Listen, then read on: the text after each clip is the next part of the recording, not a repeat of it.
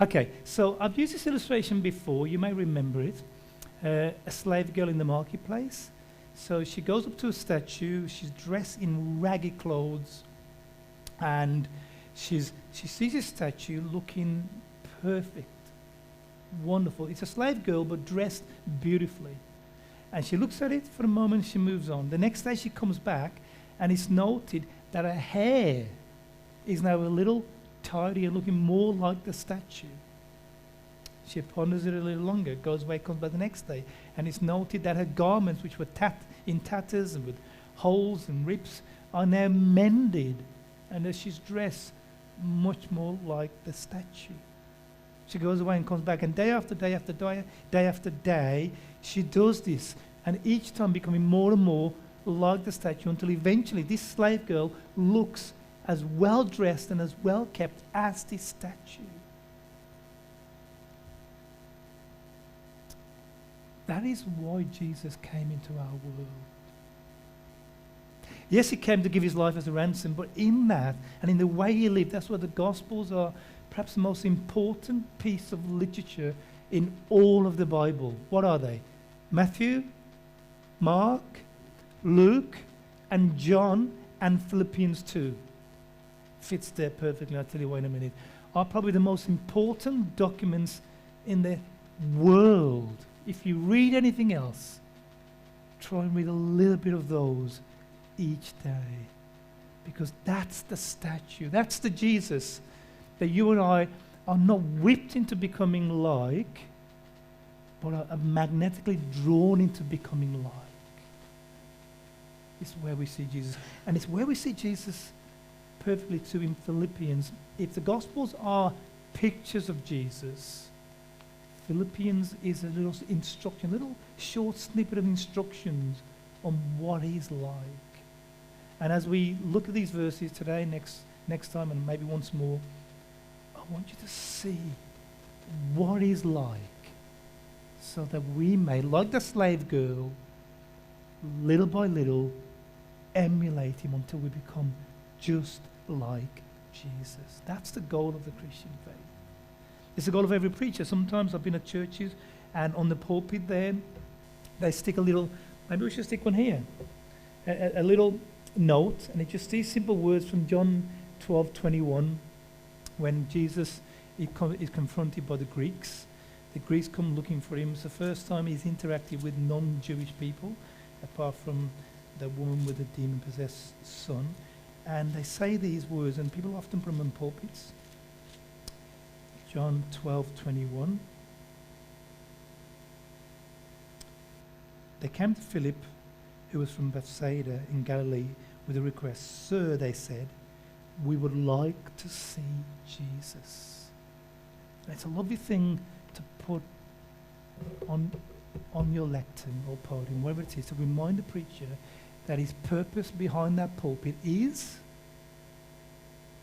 to show Jesus by the word of Jesus to the congregation. And I want to show you that. I want to show you perhaps the best description of Jesus we have in all of Scripture I can think of, apart from the Gospels, which are visual illustrations. And so here's my heading. The example of Jesus, or the example of Christ, is the key to an effective church partnership. Remember, we're all about how we do good partnership. We saw partnership amazingly yesterday in raising money, in raising funds, and in making ourselves more aware in our community. An amazing mystery of people just working together brilliantly, not across words. Honestly, and I'm saying that with all seriousness, not a crossword. I never saw a crossword between anyone. People got on perfectly like a wonderfully oiled machine in our particular objective, in just letting our community know we're here and raising funds for our work. Brilliant. Paul is demonstrating that in Christ we see what it's like to work together as a gospel machine. And so, here's a subheading. I'll give you a main heading, haven't I? The example of Christ. A subheading. Jesus showed little regard for the benefits of his position as equal of God. Verse 5. Your attitude should be the same as Jesus Christ. And this is what it's like. Jesus showed little regard for who he was, for the benefit of his office. What's his office? What's Jesus' office? What's his job?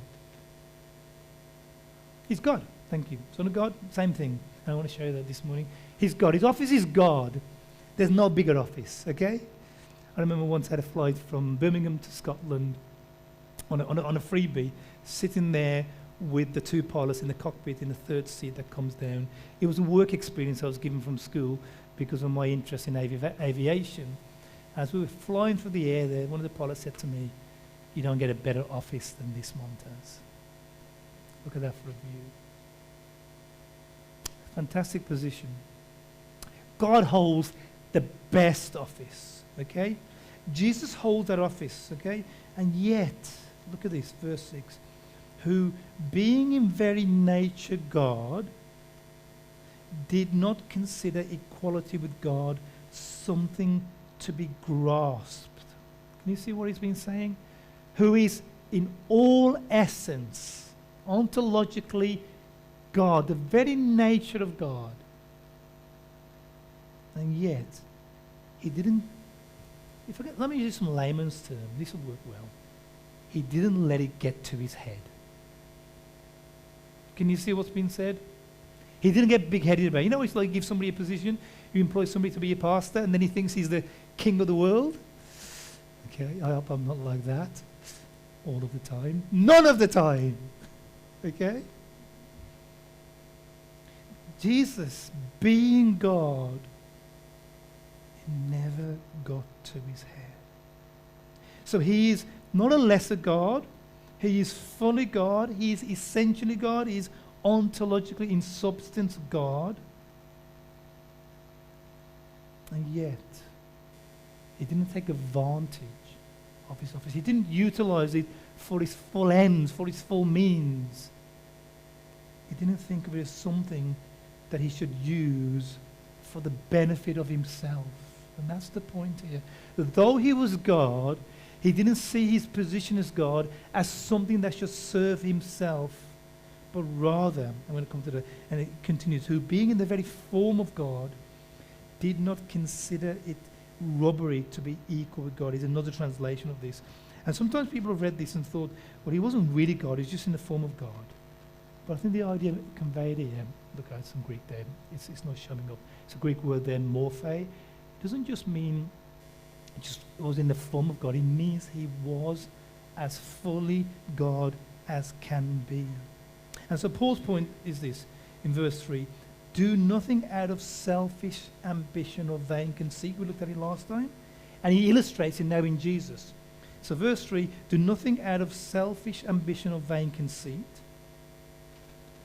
but look at Jesus instead, who, though he was God, considered being God as not something that you should use for your own means. So he's illustrating, what does that mean? We're to be humble and not ambitious for self-glory or for vain conceit. It means hold the offices that we hold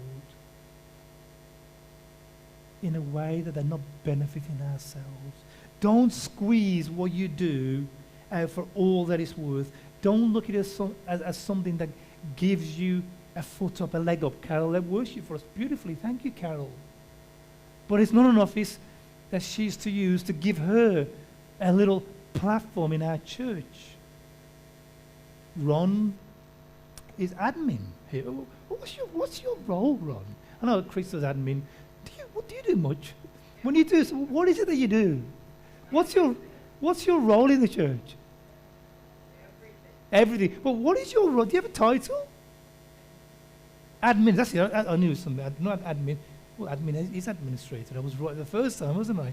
Administrator. So what do you do with that? You don't use that. One doesn't use that, as far as I'm aware, to his advantage. And everything else he may do, it's never to be to leverage advantage over the church for personal gain. Here's what a commentator says. Though he existed before the worlds in the form of God, did not treat his equality with God as a prize as a treasure to be greedily clutched and ostentatiously displayed. Ron, don't display and flaunt your administrative role as the be-all and end-all of the church. Because you're likely to do that, aren't you? Not. Look, Madagascar, not the place, the movies. Everybody seen Madagascar, the kids' movie? Come on, you've all got to watch that with your kids. We watch them, Helen and I just watch them by ourselves when the kids aren't there. Because they're so funny. They're just so funny. So, you remember, what's his name? Alex. Alex is the big lion, isn't he? And he's not happy in his zoo. And so he wants, not him, he's happy. But what's the zebra's name? Marty. Told you to watch those. Marty's not happy in the zoo. He's the zebra. He wants to be back in the wild. And anyway, through ill change of events, okay, they end up in Madagascar in the wild. Alex hates it, okay. Marty loves being in the wild. And they meet these lemurs, okay. And amongst them, there's one who's it's a self-appointed king, Julius the VIII, okay. He's appointed himself as the king of the lemurs. And he absolutely loves himself. And everybody has to serve him. The whole of the lemur population of Madagascar lives to serve Julian. Okay, I love him. He's my favourite character. You can see why, can't you? Right, he really is. He's just so hilarious. And he's so high and mighty, he feels it's beneath him to waste energy chewing food. And so he gets little Mort. Okay, and Mort's responsibility is to come up to his chin and to push it up and down. to motion the action of chewing so that Julian doesn't have to chew himself and waste energy chewing. Julian, you see, considered his position as something to be grasped, as something to be made full use of. Can you see? So that's a gross exaggeration, but you know what the movie's done there, don't you? You know what they're trying to say to us? We're a bit like that, aren't we? We're meant to see ourselves there. Is that me? How much of that exists in me, in the way I relate, in the way I hold my office, in the way I do my job here? And by I mean the plural I. You too. What do we think of the offices that we hold, whether in church or in life? Husbands, let me talk to husbands. I was at a wedding 2 weeks ago, last week. Wow. And I remember Nikki said these words, which are out of vogue now, okay, sadly, that she submits to her husband. Remember those old-fashioned words you used to say 50 years ago that nobody wants to say anymore? It's a beautiful thing to say. That she wasn't going to use that role to dominate this man, but rather in a worship to Jesus, recognize the authority that he held. But how was he to use his authority in that marriage? The authorities that she was giving to him to lead this marriage, to be the leader of the house. What was Jesus? How was Jesus asking him to exercise that authority? Husbands, and it's in Ephesians 5, love your wives as Christ loved the church. And how did Christ love? How does Christ love? He doesn't take hold of his position and use it to the nth degree. And husbands, there's lots of husbands here today. That role is not given to us to exercise as a role of authority to grasp all that we can out of it.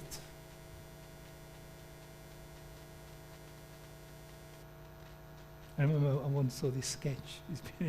I think I'm on Facebook. This couple, they're always doing them, husband and wife, and all different parts of the relationship. And they're at the party, and he's there with his mates, and he sees how one of his mates treats his wife. And he's sitting there and goes, "Give me a beer." Okay. And so she just gets up, okay, gets a beer at the fridge and just opens the bottle and gives it to him. And this couple who do these skits, he's watching and he's, ooh. And so he tries it. "Give me a beer." So she gets up, goes to the fridge, grabs a beer, comes home to him, and smacks it over his head and smashes them both. He never did that again. Okay. But you get the point. And so whatever area of life, whether as husbands or as leaders, as council members, as worship leaders, wherever it may be, not to grasp and take a hold of our offices to benefit ourselves. I remember once in a church I was in England, the first church that I pastored, there was another local pastor of another church. I won't mention the names because you're about to Google them and find out who he was. Really have to be careful what I say here. Okay, so one of my churches in my past life, there was a neighbouring churches which identity will be kept concealed. I was talking to the pastor there and he told me that he had a member of his church who offered him £20,000. Do the calculations, what's that in dollars? $40,000 to be a deacon in the church. To join council. I mean, the $20,000 was going to go to the church, but he's offering, I will donate $20,000 to this church if you make me a member of the council. Why? Why would somebody do that? Because the power. So that he could grasp that office and utilize it as fully as he could for himself and was willing to pay for the privilege. And so Jesus demonstrates for us, look, Paul tells them, do nothing out of selfish ambition. The church is not your place of ambition. It's not my place of ambition. If I'm here because I aspire to be a leader of the church, sack me with urgency. It's not an office for people who want power. And it says, do nothing out of selfish ambition or vain conceit. And then look at Jesus, who though he held the biggest office going, God didn't use it to his own gain. And how do we know that? What did he do when he came to this planet? Who saw Jesus walking around being carried by the disciples? Commanding allegiance, commanding being fed, commanding being respected. Goodness sake, the guy was born in a flipping stable. And was a lowly carpenter. Blue collar worker. He showed little regard for his office. Secondly, the second part, I'll be quicker on the second. Jesus humbled himself to the lowest form of human existence. I've hinted at that already. He didn't come as the best human. Do you know Jesus was probably, and I say this with reverence, please hear this with reverence, ugly. Where do I get that? I get that from a verse in the Bible. Where do I get that? Jesus was almost certainly unattractive physically.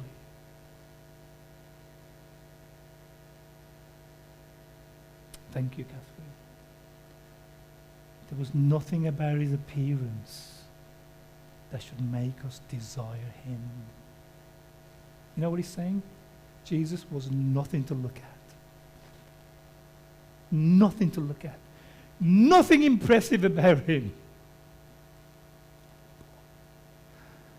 Wow. Ever feel small, lonely, insignificant? There was nothing impressive about Jesus. And yet, he was the most magnetic person ever to walk that planet, wasn't he? In verse 7, he made himself nothing. Again, I don't think we're meant to think by this that he ceased to be of any value. No, I don't think that's the point here. But he regarded himself as nothing. Some translations have here, rather than made himself nothing, he emptied himself.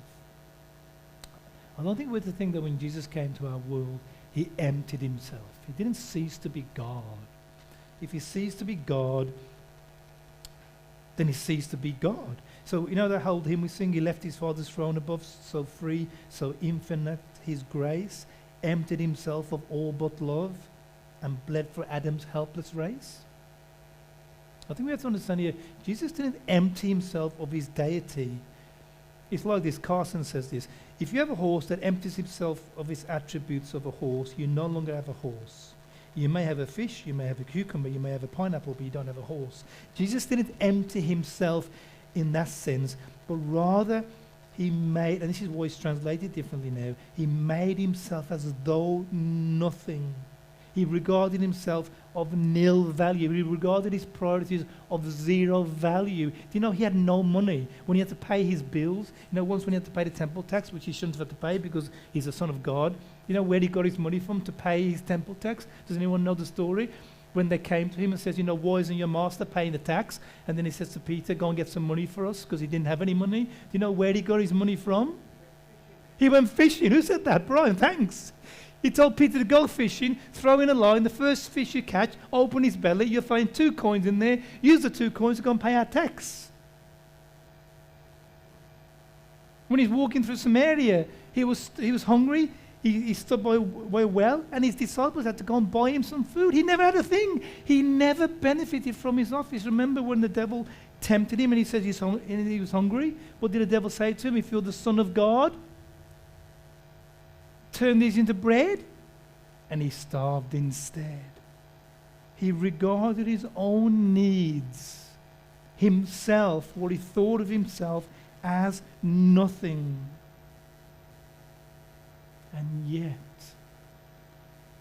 he was the God who not only made the universe, but held the universe together. Let me ask you, what was Jesus doing at the moment that he hung on the cross with nails holding his hands to the crossbeam and feet nailed to the vertical beam of the cross, having been whipped almost to death, having lost so much blood he was barely alive, in order to be held there naked and breathing only by going through the torturous pain of pushing himself up against the nails in his feet, pushing himself up so he could take a gasp of breath, and then releasing under the agony of that and falling down and having the weight of his body being held by the nails in his arms as he was doing that several times just so that he could breathe at that moment in the cross. What was he doing? Someone answer that question, please. What was he doing at the very same time as that?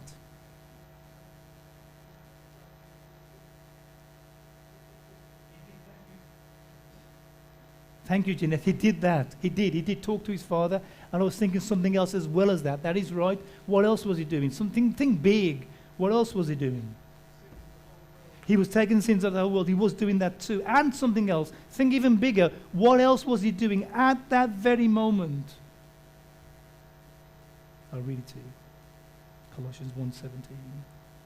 For he is before all things, and in him all things hold together in the universe. He was at that very moment in time ensuring that our moon orbited our planet, and that our planet orbited our sun, and that our sun orbited its solar system, and that our solar system orbited the galaxy, and that our galaxy was orbiting the universe, all 2 trillion galaxies. He was ensuring that the molecules of the body and the atoms of the Romans that executed him were holding together so that that man could stay in one form, rigid and alive and strong enough to nail him to a cross. Jesus did all of that at the very time he was being executed. This is who we're dealing with. And this is the being who, though was in control of the universe, made himself absolutely the scum of the earth, despised, naked. There is no greater shame and humiliation for the Jew than to appear naked before somebody. That's the depth to which he went to relate to you and I, to pay for our sins, and to win and woo us to himself. What does that tell me about how I conduct myself? Let me give you Luke 17. This is how we are to regard ourselves. Suppose one of you had a servant, says Jesus, plowing or looking after the sheep. Would he say to the servant when he comes in from the field, "Come now and sit at my feet"? Would the master say to his servant, would the servant say to his master, "Come and sit at my feet"? Would he not rather say, the master, "Prepare my supper, get yourself ready, wait on me while I eat and drink, and after you've eaten and drink, then you may eat"? Would he thank the servant for what he did? No. So also you, when you've done everything you're told to do, should say, "We are unworthy servants, we've only done our duty." I'm going to say something, and don't jump on me. For all that we've done for the faith in Jesus' name, we've only done our duty. Can you hear that? We're all just unworthy servants before this God. And the best of what we've done and the most sacrificial of what we've done is merely our duty. And we owe him so much more. And if we don't feel that and think somehow we've done something for Jesus and feel good about it, we're to be pitied. We don't understand the faith. We may be lost in our sins and condemned. Because the most we can do and the best we can do for Jesus doesn't live up to anything like the debt that we owe him. And so, let's do all we can for him, but with a heart that we're in so much debt to this God that we will never truly be out of his debt. And so whatsoever we do it as what he deserves, as what we owe him. And the reason Paul is hammering this, because what he wants us to do, and that's how he wants us to relate to each other. Insofar as we're working together in this relationship, what Paul is saying, I want you to treat it in the same way, and I want you to treat that the things you do for each other and for our community is what we owe each other. It's the least we can do is to make ourselves as though nothing to one another, as though that person is better than me. And the least I can do is to serve their needs to the ultimate. One another's needs and the needs of our community. Jesus showed little regard for the benefits of his office, and Jesus humbled himself to the lowest form. May we take that example upon ourselves. You know, the highest ranking position you can hold as a Christian is to be in the lowest position you can possibly imagine and serve there. I once had a friend who owned a very successful, wealthy business, and I asked him what he did when I first met him. He said, I'll clean a bit of toilets and I'll sweep the floor sometimes. And he found out about a year later that he owned a very successful business, and he did indeed clean the toilets and sweep the floors. May that be our heart and attitude to work towards the work of Jesus, and may we never expect a single thank you. Give the thank yous, give honor when it's due, but don't do it for the thank yous.